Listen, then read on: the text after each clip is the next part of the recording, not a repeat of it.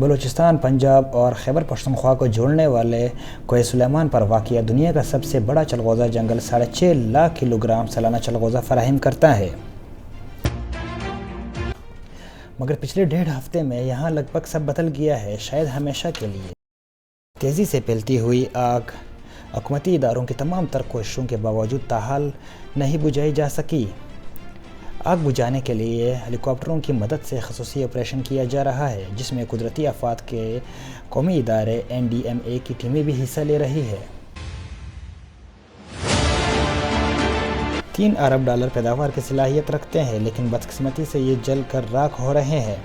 سلیمان range میں چلغوزے کا یہ جنگل دنیا کا ایک اہم جنگل ہے اور یہ مجموعی طور پر 26,000 ایکڑ پر محیط ہے۔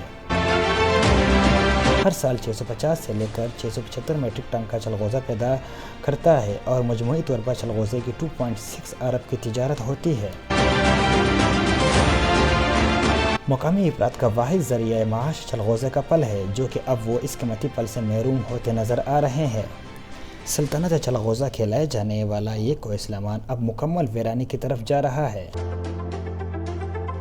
ان پہاڑوں پر کئی پودے اور جانور ہیں جن کی نسلیں خطرے سے دوچار ہیں۔ یہ آگ پھیل کر اور بھی خطرناک صورت اختیار کر سکتی ہے۔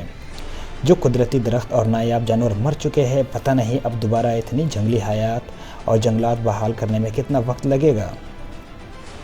علاقہ میں کنوں کی معیشت ختم ہو چکی ہے۔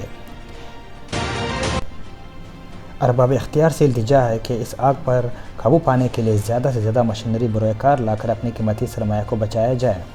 18 مئی سے لگنے والی آگ پاکستان کا سب سے بڑا سانحہ قرار دے کر ایمرجنسی نافذ کی جائے اور پہلی ترجیح آگ پر قابو ہو اور ہنگامی بنیادوں پر بحالی کی کوشش پر کام شروع کر دینا چاہیے۔ بہت بہت شکریہ۔ سید منظور احمد، آغا نیوز اور پیشن ورلڈ۔